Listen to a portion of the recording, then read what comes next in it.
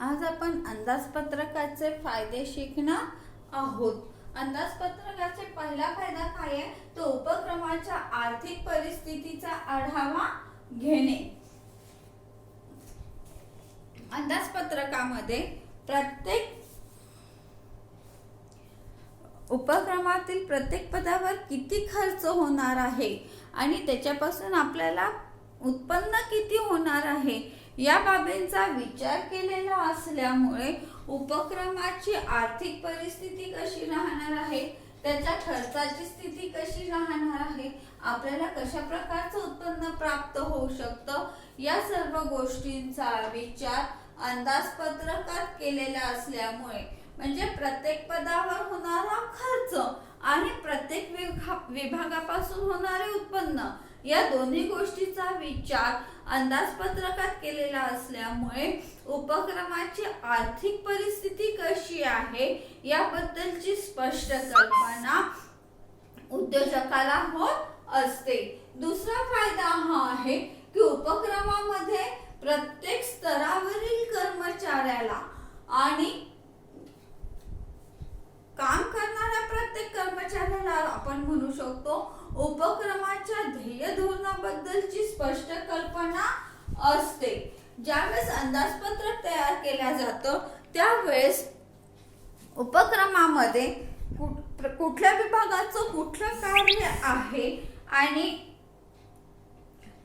उपक्रमाचे नक्की ध्येय धोरणे काय आहे याबद्दलची स्पष्ट कल्पना त्यामुळे कर्मचाऱ्यांना प्राप्त होत असते। त्यामुळे आपण जे काम करत आहोत ते कुठल्या उद्दिष्टांच्या पूर्ततेसाठी करत आहोत याबद्दलची स्पष्ट कल्पना कर्मचाऱ्यांना प्राप्त होत असते।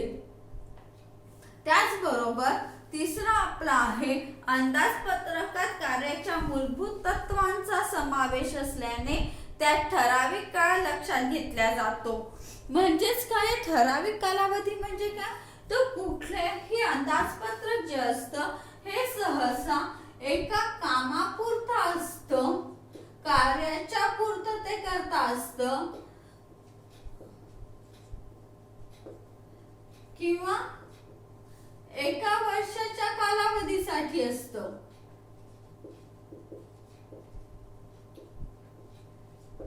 वर्षाच्या कालावधीसाठी असतं म्हणजेच कुठल्याही अंदाजपत्रक जे असतं हे विशिष्ट कालावधीसाठी काय असतं, तयार केलेलं असतं। जसं आपण म्हणू कार्याच्या पूर्ततेसाठी म्हणजे काय, तर एखादं कार्य जर पूर्ण करायचं असेल तर त्याच्यासाठी अंदाजपत्रक तयार केलं जात असतं। जसं आपण म्हणू राजापेठचा पूल आहे, बरोबर आहे ना, मग राजापेठचा पूल बांधण्यासाठी कशा पद्धतीने खर्च करायचा आहे, त्याच्यासाठी निधी कसा करायचा आहे, कुठलं काम कुठल्या वेळेत पूर्ण होणं अपेक्षित आहे या सर्व गोष्टींचा अंदाजपत्रकात घेतला जात असतो। मग आता हे जे अंदाजपत्रक आहे राजापेठ पुलाचं केलेलं हे फक्त कुठल्या मर्यादेपर्यंत आहे, राजापेठचा पूल बनण्या एवढ्याच पुरता हे अंदाजपत्रक काय आहे, मर्यादित आहे। म्हणजेच एकाच कामासाठी हे अंदाजपत्रक तयार केलं गेलेलं आहे। मग त्याचा कालावधी हा ते काम संपण्याचा जो कालावधी असेल, जसं 2 वर्षात संपणार आहे, 3 वर्षात संपणार आहे, वर्षात संपणार आहे, जेवढा त्या कामासाठी कालावधी लागणार असेल तेवढ्या पूर्ण कालावधीसाठी हे अंदाजपत्रक तयार केलं जात असतं। आणि दुसरं आहे वर्षाच्या कालावधीसाठी, ज्यावेळेस उत्पादक किंवा कुठलाही व्यवसाय आपल्या उत्पादन करायचं किंवा आपल्या व्यवसायासाठी अंदाजपत्रक तयार करत असतो तेव्हा ते सहसा एका वर्षाच्या कालावधीसाठी तयार करण्यात येत असतं। म्हणजे पुढच्या वर्षी मला कुठल्या वस्तूचं उत्पादन करायचं आहे, कशा पद्धतीने करायचं आहे, त्याच्यावर कुठला खर्च करायचा आहे, त्याच्यापासून उत्पन्न किती होणार आहे, पुढच्या वर्षी बाजारपेठेची परिस्थिती काय राहणार आहे, त्या परिस्थितीनुसार मला माझ्या उत्पादनामध्ये कुठल्या पद्धतीचे बदल करायचे आहे, कुठल्या विभागामध्ये कुठल्या प्रकारचा माल माझा विकला जाणार आहे, त्याच्यासाठी कच्चा माल कुठल्या स्वरूपाचा लागणार आहे, या सर्व गोष्टींचा विचार ज्यावेळेस व्यावसायिक करत असतो त्यावेळेस तो कसा असतो, सहसा एका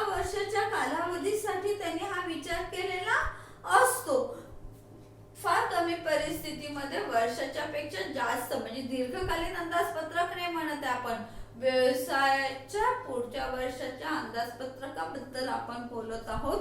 मग त्याच्यामध्ये कसं आहे, समजा एखाद्या व्यावसायिकाने म्हटलं असेल मला 1000 टीव्ही पुढच्या वर्षी तयार करायचे आहे, तर या 1000 टीव्ही पुढच्या वर्षीपर्यंत तयार करायचे असल्यामुळे एका वर्षामध्ये कुठल्या टप्प्यामध्ये माझे किती टीव्ही तयार झाले पाहिजे, त्याची क्वालिटी काय असली पाहिजे, कुठल्या टप्प्यात कुठल्या मार्केटमध्ये माझा टीव्ही विकायला पाठवला गेला पाहिजे, या सर्व गोष्टींचं नियोजन व्यावसायिकाला वर्षाच्या सुरुवातीलाच करावं लागत असतं. हे नियोजन करून त्याला त्यानुसारच आपलं काम पूर्ण करावं लागतं. नाहीतर काय, यावर्षी मी 1000 टीव्हीचं ठरवलं होतं, माझे 800 टीव्ही झालेले आहे, तर पुढचे टीव्ही मी पुढच्या वर्षी करतो असं म्हणून चालणार नाही. 1000 टीव्हीचं टार्गेट जर आपण निश्चित केलेलं आहे, तर 1000 टीव्हीचंच उत्पादन नियोजित वेळ पूर्ण करणं अपेक्षित असतं. म्हणजेच तुमचं काय, अंदाजपत्रकाला निश्चित कालावधी आहे आणि त्या कालावधीनुसारच उद्योजकाला आपलं कामकाज करावयाचं असतं. त्यानंतरचा चौथा महत्वाचा मुद्दा आहे अनिश्चितता कमी. अनिश्चितता म्हणजे काय, ज्यावेळेस अंदाजपत्रक आपण तयार करत असतो ते आपलं भविष्य काळासाठी अंदाजपत्रक तयार करणं असतं, परंतु भविष्यात निश्चितपणे काय घटना घडणार आहे याचं 100% अंदाज कोणीही म्हणजे बांधू शकत नाही किंवा करू शकत नाही. परंतु ज्यावेळेस तुम्ही एकच काम सतत करत असता त्यावेळेस निश्चितपणे त्या कामाबद्दलची तुम्हाला एक काय असते, ते काम करत असताना तुम्हाला एक आत्मविश्वास असतो किंवा तुम्ही ते काम करण्यामध्ये एक्सपर्ट झालेले असता. तुम्हाला भविष्यकालाचा सुद्धा वेध घेता येतो किंवा अंदाज बांधता येत असतो. हा अंदाज बांधता येत असल्यामुळे तुमचं जे अंदाजपत्रक आहे हे जास्तीत जास्त अचूक होत असतं. जसं आपण म्हणून असं कसं अचूक होतं किंवा काय होतं, तर आपण बघा साधा आपण गाडी चालवतो, सायकल चालवतो, बरोबर आहे ना. पहिले 8 दिवस जेव्हा आपण सायकल चालवायला लागतो तेव्हा आपण जाणीवपूर्वक पायडल मारतो की नाही, मला पायडल मारायचे आहेत, मला पूर्ण पायडल मारायचं आहे, मला सायकल इकडे आता वळवायची आहे, त्याच्यासाठी मला आधी साईड घेतली पाहिजे. अशा प्रत्येक गोष्टीचा आपण मनामध्ये काय करत असतो, विचार करत असतो आणि नंतर ती कृती आपण करत जातो, बरोबर आहे ना. परंतु 2-4 महिने गेल्यानंतर आपल्याला असा विचार करावा लागत नाही की मला आता पायडल मारायचं आहे, मला आता टर्निंग घ्यायचं आहे म्हणून मला आता साईड घ्यायची आहे, असा विचार आपण करत नाही. तर आपण ती कृती सहजतेने करून टाकतो. समोर कोणी आलं म्हणून ब्रेक मारायचा असा विचार करत नाही, ती कृती आपल्याकडनं, ते कार्य आपल्याकडनं काय होतं, सहजतेने होतं. कारण की आपल्याला एक अंदाज आलेला असतो आणि सायकल चालवण्याचा कॉन्फिडन्स आपल्यामध्ये आलेला असतो. त्यामुळे या क्रियानंतर कशा होतात, सहजतेने होतात. आपल्याला जाणून बुजून कुठलीही गोष्ट करावी लागत नाही किंवा सायकल चालवताना आपल्याला आपल्या चालवण्याकडे लक्ष देण्याची गरज राहत नाही, कारण आपण काय झालेलो आहे त्याच्यामध्ये एक्सपर्ट झालेलो आहे. आपल्याला आता सायकल चालवण्याबद्दल एक कॉन्फिडन्स आलेला आहे.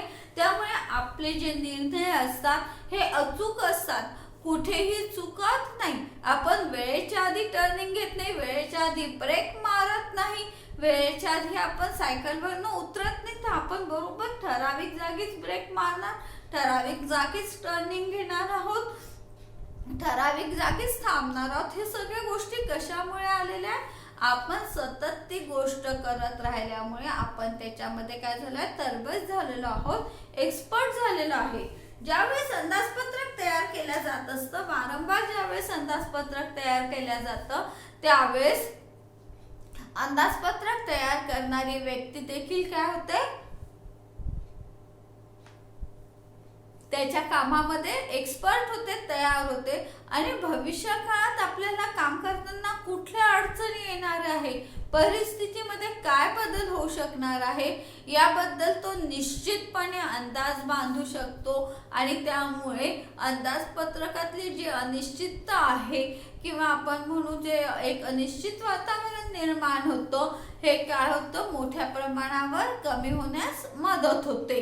नंतरचा आहे आपला कायदेशीर मान्यता. अंदाजपत्रक तयार करत असताना किंवा अंदाजपत्रक तयार केल्यानंतर त्याला वरिष्ठ अधिकारी, ज्या अधिकाऱ्याला मान्यता आहे, ज्या अधिकारी अंदाजपत्रकाला मान्यता देऊ शकतो अशा अधिकाऱ्याची मान्यता असते. वरिष्ठ अधिकाऱ्यांनी अंदाजपत्रकाला मान्यता दिलेली असल्यामुळे जे अंदाजपत्रक तयार केल्या गेलेला आहे त्याला एक कायदेशीर आधार प्राप्त होत असतो, त्याला कायदेशीर मान्यता मिळत असते. म्हणजेच अंदाजपत्रक केलं म्हणजे हा कुठलाही एक कागद न राहता एक काय आहे कायदेशीर मान्यता मिळालेलं विवरण असतं. त्यानंतर आहे प्रत्येक विभागावर होणारा खर्च. ज्यावेळेस अंदाजपत्रक तयार केल्या जात असतं त्यावेळेस प्रत्येक विभागावर किती खर्च करायचा आहे आणि त्या विभागाकडून आपल्याला किती उत्पन्न मिळणार आहे याबद्दलची निश्चित माहिती अंदाजपत्रकामुळे उपलब्ध होत असते. त्यामुळे कुठल्या विभागाने किती मर्यादेपर्यंत काम करायचं, आपल्या उद्दिष्टांच्या पूर्ततेसाठी त्यांनी काय करायला पाहिजे याबद्दलची निश्चित कल्पना समोरच्या व्यक्तीला किंवा विभागाला कर्मचाऱ्यांना मिळालेली असते. त्यामुळे साहजिकच तुमच्या कामाला काय होतं एक गती प्राप्त होते, तुमच्या कामाला स्पीड प्राप्त होत असतो. कारण की आपल्याला माहित असतं की हे कामकाज आपल्याला एवढ्या दिवसात पूर्ण करायचं आहे आणि ते किती महत्त्वाचं आहे, ते काम आपल्या दृष्टीने व्यवसायाच्या दृष्टीने किती महत्त्वाचं आहे हे ज्यावेळेस आपल्याला निश्चितपणे माहित असतं त्यावेळेस आपण ते काम पूर्ण करण्यासाठी काय करत असतो जास्तीत जास्त प्रयत्न करत असतो. अंदाजपत्रकामुळे प्रत्येक विभागाला आपल्या कार्याबद्दल व्यवस्थित माहिती असल्यामुळे आणि हे कामकाज किती मर्यादेपर्यंत पूर्ण करायचं आहे, किती कालावधीपर्यंत पूर्ण करायचं आहे याबद्दलची माहिती असल्याने कामाला गती प्राप्त होत असते. आणि नंतर सगळ्यात महत्त्वाचं म्हणजे 7वा मुद्दा अपव्ययाला आळा. प्रत्येक विभागामध्ये किती खर्च करायचा आहे याचं आधीच काय केलेलं असतं निश्चित केलेलं असतं की कुठल्या विभागावर आपण जास्तीत जास्त खर्च किती करू शकतो याबद्दलची स्पष्ट कल्पना अंदाजपत्रकामुळे प्रत्येक विभागाला किंवा प्रत्येकाला माहित असते. त्यामुळे आपल्या विभागाचा खर्च किती आहे, आपण जास्तीत जास्त किती खर्च मर्यादेपर्यंत आपल्या विभागामध्ये खर्च करू शकतो याबद्दलची माहिती असल्यामुळे तेवढ्याच खर्चामध्ये आपल्या विभागाचं कार्य पूर्ण करण्याची जबाबदारी त्या विभाग प्रमुखावर किंवा तिथल्या अधिकाऱ्यावर येत असते.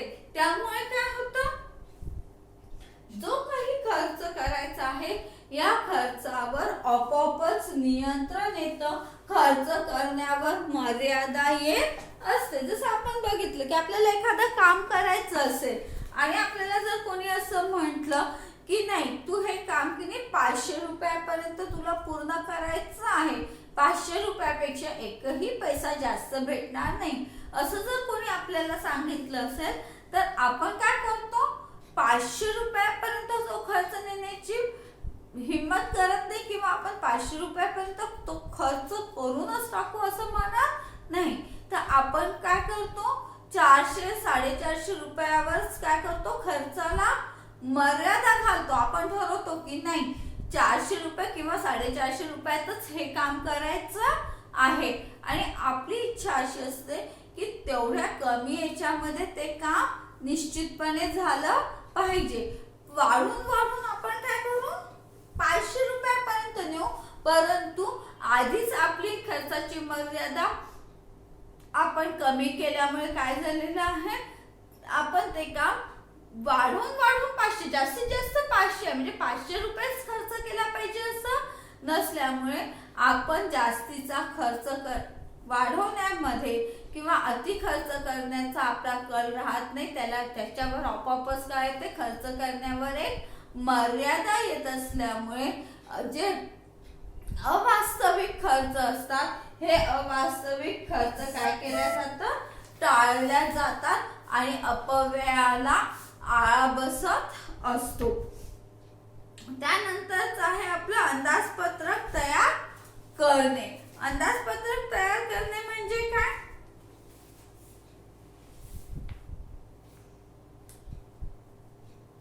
कार्यालयामध्ये रोजच्या रोजच काही ना काहीतरी पैसे जमा होत असतात आणि अनेक बाबींवर काय करावा लागतो, खर्च देखील तयार करावा लागतो. जसं आपण बघितलं की आपल्याजवळ रोजच व्यवसाय म्हटलं की कुठल्या ना कुठल्या तरी स्वरूपात आपल्याजवळ पैसा प्राप्त होत असतो आणि आपण सुद्धा अनेक बाबींवर खर्च करत असतो. हे सर्व होत असताना या आपल्याजवळ रेग्युलर पैसा येत असल्यामुळे या खर्चावर आपलं नियंत्रण राहणं शक्य होत नाही. म्हणून हे नियंत्रण ठेवण्यासाठी आपल्याला अंदाजपत्रक तयार करावं लागत असतं. त्यालाच आपण काय म्हणतो, कार्यालयाचे अंदाजपत्रक तयार करणे. ठीक आहे. कार्यालयाचं अंदाजपत्रक तयार करत असताना व्यावसायिकाला महत्तम खर्चाचा आणि न्यूनतम खर्चाचा देखील विचार करावा लागतो. हे अंदाजपत्रक तुमचं कसं असतं, तर तुमच्या भविष्यकालीन योजनांचा हा आराखडा असतो. अंदाजपत्रक म्हणजे काय असतं, तर भविष्यकालीन योजनांचा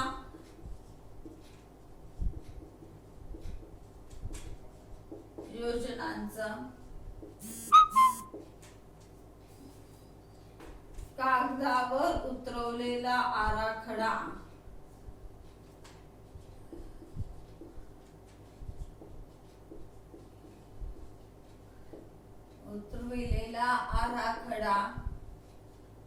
म्हणजे काय, अंदाजपत्रक. याचाच अर्थ अंदाजपत्रक हे नेहमी कसं राहणार आहे, भविष्य काळाचं राहणार आहे आणि ते नेहमी कसं राहणार आहे, लेखी स्वरूपामध्ये तयार केलेलं असतं. ज्यावेळेस अंदाजपत्रक तयार केलं जातं त्यावेळेस यामध्ये सर्व विभाग प्रमुखांचा समावेश असतो. सर्व जेवढे काही विभाग असेल त्या सर्व विभाग प्रमुखांना अंदाजपत्रक तयार करत असताना काय केलं असतं, समाविष्ट करून घेतल्या जात असतं. त्यामुळे सर्व गोष्टींवर साधक बाधक विचार होऊन अंदाजपत्रक जास्त चांगल्या पद्धतीने तयार करणं शक्य होतं. त्यानंतर आहे अंदाजपत्रक तयार करताना विचारात घ्यावयाच्या बाबी. नंतरचा मुद्दा आहे आपला अंदाजपत्रक तयार करताना विचारात घ्यावयाच्या बाबी.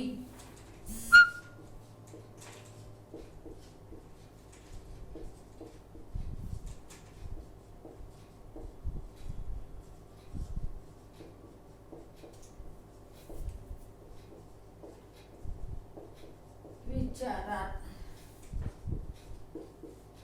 घ्यावयाच्या बाबी. याच्यामध्ये पहिला आहे उद्दिष्टांची निश्चिती. कुठल्याही अंदाजपत्रक तयार करत असताना त्या व्यवसायाची उद्दिष्टे काय आहे याबद्दलची निश्चित कल्पना असणं अत्यंत आवश्यक आहे. म्हणजेच कुठल्या उद्दिष्टांसाठी आपण अंदाजपत्रक तयार करत आहोत याबद्दलची निश्चित माहिती जोपर्यंत समोरच्या व्यक्तीजवळ नसेल तोपर्यंत ती योग्य पद्धतीने अंदाजपत्रक तयार करू शकणार नाही. जमा खर्चाचे अंदाजपत्रक तयार करत असताना कोणत्या गोष्टींना आपल्याला प्राधान्य द्यायचं आहे, म्हणजे कुठल्या गोष्टीला आपल्याला जास्त महत्त्व द्यायचं आहे, कोणतं काम आधी हातात घ्यायचं आहे, या सर्व गोष्टींचा विचार अंदाजपत्रक तयार करताना करावयाचा असतो. म्हणजेच कुठलं उद्दिष्ट आपल्याला पूर्ण करायचं आहे हे जोपर्यंत तुम्हाला निश्चितपणे माहीत राहणार नाही तोपर्यंत तुम्हाला अंदाजपत्रकापासून अपेक्षित लाभ भेटणार नाही. म्हणून सगळ्यात पहिलं आहे की तुम्हाला उद्दिष्टांची निश्चिती करता आली पाहिजे. म्हणजे तुम्हाला सगळ्यात आधी उद्दिष्ट ठरवता आलं पाहिजे की मला ही गोष्ट पुढच्या वर्षात करायची आहे, मला या वस्तूचं एवढ्या प्रमाणात उत्पादन करायचं आहे. हे एकदा तुम्ही निश्चित केलं म्हणजे तुम्हाला बाकीच्या गोष्टींचे निर्णय घेता येणार आहे. म्हणून उद्दिष्टांची निश्चिती हे अतिशय महत्त्वाचं असं